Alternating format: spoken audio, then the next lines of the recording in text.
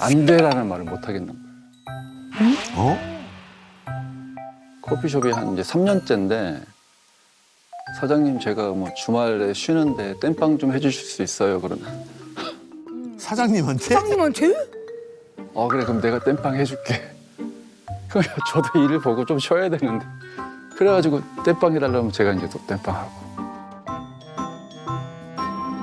약속을 잡다 보니까 보통 골프가 현재 잡혀 있는 게 18개 한 달에 18번이 잡히고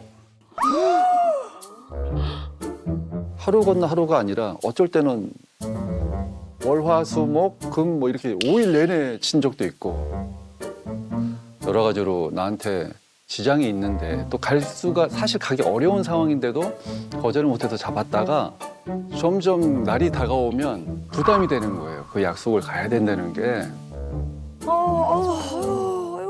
굉장히 중요한 몇 가지 특징이 좀 있거든요. 첫 번째는 약간 우선순위가 없으세요. 우선순위가 없으세요. 네네네. 우선순위가 없기 때문에 어떻게든 그 약속을 다 지키려고 하는 면이 있으신 거예요. 그건 나쁘진 않아요. 굉장히 성실하신 거고 약속이라는 신뢰라는 걸 잘 지키려고는 하지만 그러다 보니까 중요한 우선순서에 의해서 뭔가 일을 처리하지 못하는 면이 있는 거거든요. 그냥 그 더 중요한 일을 하면 되는 거지. 덜 중요한 일까지 다 챙기면서 이거를 다 하려고 하면 더 중요한 일에 몰두하기가 어렵거든요. 그러니까 어쨌든 우선순위를 늘 생각을 해야 되는데 그거를 안 하시는 것 같아요. 뭐가 더 중요한지를 언제나 생각을 하셔야 될 것 같아요. 두 번째는 가중치를 안 두시는 것 같아요. 가중치? 네, 왜냐하면 어떤 부탁을 받을 때 가중치가 있어요. 절친. 그러면 가중치를 두는 거죠. 예를 들어 똑같은 부탁을 무게를 10이라고 보면 이 사람이 나한테 어떤 존재고 관계가 어떤지에 따라서 가중치를 둬야 된단 말이에요. 아는 사람이 또 아는 사람. 그럼 가중치가 거의 없는 없잖아요. 거죠. 그거와 내 일 내지는 우리 가족의 일, 나의 배우자의 일 또는 절친인 정수 씨의 일 이거와 한 달이 건너서 아는 사람하고 어떻게 가중치가 같습니까? 근데 이거를 비슷하게 보시는 경향이 있어요. 거절을 잘 못하는 분들 중에는 거절을 하면 상대가 나를 싫어할 것 같아서 거절 못하는 사람이 있거든요.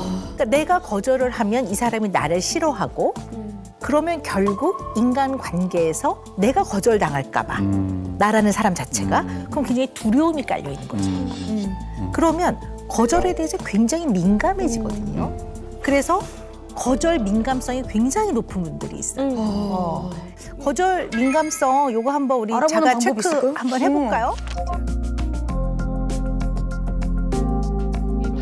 다 접었어요. 아, 네. 아, 7개 다 접었어요? 아니, 6개, 6개. 아, 6개. 네. 아니 보통 우리 7문항 중에서요 4개 이상일 때 나한테 좀 이런 면이 있나 좀 생각해 보시라고 하거든요. 그럼 지금 7문항 중에서 6개면 네.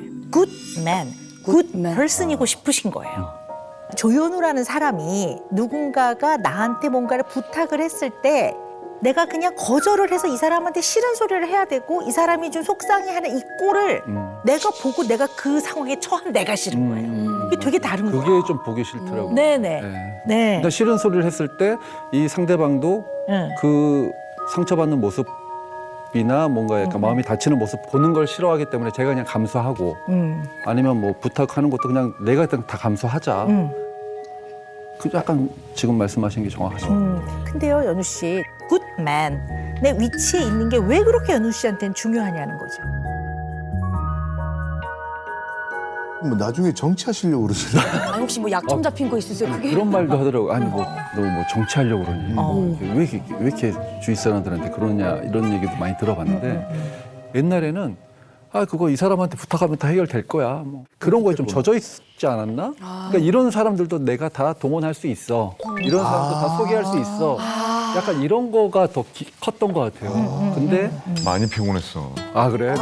이제 와서 얘기하시네요. 예. 왜냐하면 나를 인정해 주는 네, 거니까 그런 막 너무 신나죠. 그리고 실제로 능력도 있으세요. 내가 봤을 때는. 그렇지만 과한 부탁을 받아들여서 본인이 과도하게 애를 쓰고 맞아. 어떨 땐 난처한 상황이 생기고 그냥 그걸 안 받아들였으면 그 뭐 낭패도 안 당하실 텐데 그거 괜히 지인들한테 미안하다고 해야 될 판국이고 그러니까.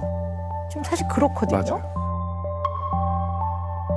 제가 오늘 만나뵈니까 연우 씨는 이게 자기가 바라보는 자기를 자의식이라고 하거든요. 근데 이 자의식이 분명하고 이게 높은 게 좋아요. 그래 이게 자긍심을 느끼고 사는데 이게 너무 빵빵한 너무 거지. 빵빵해. 너무 빵빵해서 뭔가를 유능하게 처리하지 못하는 상태에 처한 내가 싫은 거야. 맞아요. 그래서 그냥 내가 조금 힘들고 말지. 그리고 스스로에 대해서도 결국 내가 이거는 핸들링 할 수 있어 라고 생각하시는 면도 있는 거예요. 결국 내가 처리하면 되지. 맞아요. 그래서 그 외 문항 많은 거. 거기서 제가 몇 가지가 조금 눈에 띄는 게 있어서 제가 좀 네. 기록을 해갖고 왔거든요. 네. 어리석게도 내가 두려워하는 것은 실패할 것 같은 두려움. 실패라는 게 다른 게 아니라 내가 옛날만큼 유능하지 않으면 어떡하나 이거에 결국 그러네. 네, 맥을 같이 우리도 하거든요. 마찬가지. 네, 내가 보는 나의 앞날은 불안하다. 이러다 망하면 어떡하지? 네. 맞아요. 네. 그러니까 이게 유능함에 딱 걸리는 거예요. 우리 연우 씨는 유능해야 되는 거예요. 유능한 사람이어야 돼요. 네. 딱 맞아 떨어지네. 네, 네, 그러네. 네. 그래서 인간의 관계에 있어서도 내가 유능해서 구차한 소리 안 하고 내가 처리할 수 있어야지만 본인이 굉장히 만족감을 느끼고 편안한 상태이신 것 같아요. 맞아요. 네. 가장 기본이 되는 걸 알려드릴 텐데요. 그러니까. 여기서 제일 중요한 거는요.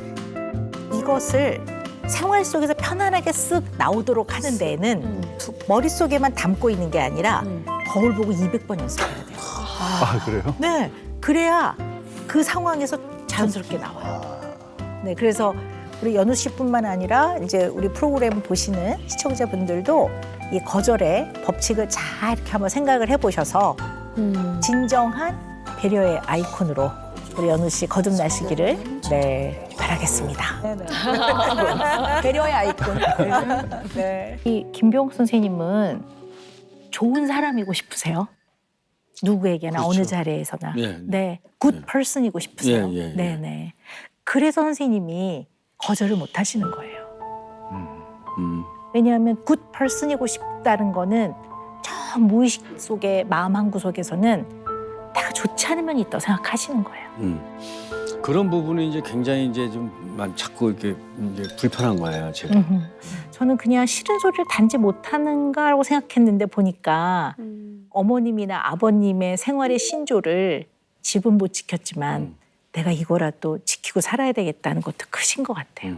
그래서 그게 굉장히 선생님이 인생에 영향을 많이 주는 것 같고요. 가족에 대한 미안함 때문에 지금은 불편한 것도 굉장히 많이 참으시고 맞춰주시는 것 같아요. 그러나 좋은 사람의 어떤 그러한 자신으로서 살아가고 싶은 마음이 너무 많았기 때문에 거절 잘 못하시고 싫은 소리 못하시고 그게 다른 사람이 봤을 때는 배려와 이해로 보였겠지만 선생님의 한 인간을 내면을 쫙 들어가 보면 그거는 반동 형성이라고 하는데요. 리액션 포메이션이라고 볼 수 있습니다. 이거는 방어 기제 중에 하나인데요. 심층에 가장 깊이 있는 마음이 들키게 될까 봐 어떻게 보면 이거를 꽉 누르고 억제하고 억압하고 약간 반대의 마음으로 대하는 거죠. 그러니까 예를 들어 누가 이제 계속 삼겹살을 먹으러 가자고 해요. 근데 반동 형성이라는 방어 기제를 쓰지 않는 사람은 편안하게 얘기해요.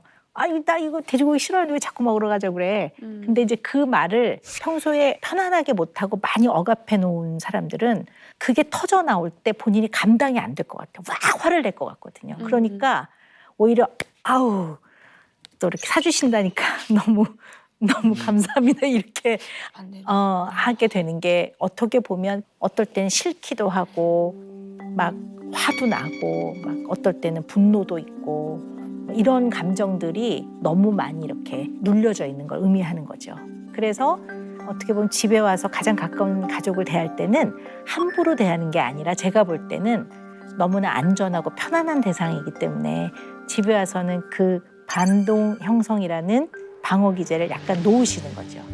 그럼 잘 찍었지 안 찍었어? 그것도 못해.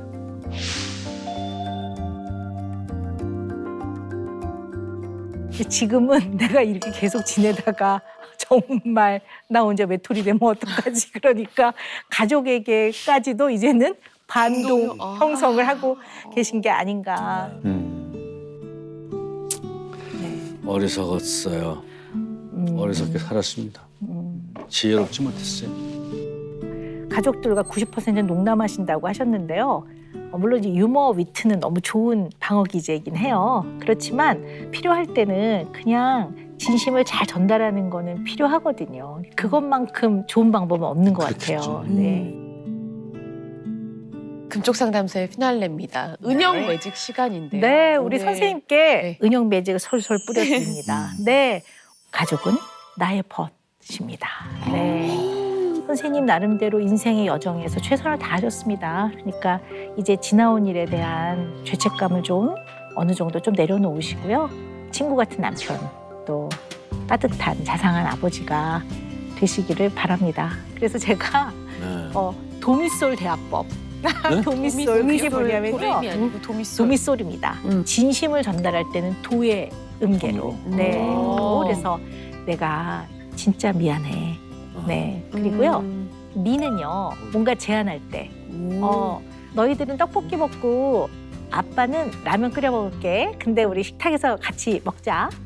네. 그다음에 솔은 칭찬을 해주거나 감사의 표현을 하거나 행복하다는 표현을 할 때는 솔.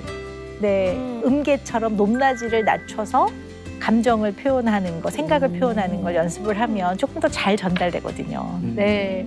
그래서 이걸 좀 계속 잘 하시다 보면 네, 자연스럽게 가족들에게도 훨씬 더 도미솔. 편안한 네, 아빠가 되지 않을까. 서로 속마음을 네. 얘기하고. 가족분들한테 한번. 고마워, 땡큐. 아, 네, 도. 미는 제안. 맛있는 거 먹으러 가자. 아이 뭐 떡볶이 좋다야. 아이 좋아. 시 정도 되는 거 많이 하이톤이긴 했죠. 술 어떻게 하시려고? 솔, 네, 솔 어떻게 하시려고, 진짜. 네. 어이 고마워, 땡큐야. 아이 좋아. 아이 고마워. 응. 오. 감사합니다. 네. 선생님, 자, 잊지 마시라고. 네. 고맙습니다. 네.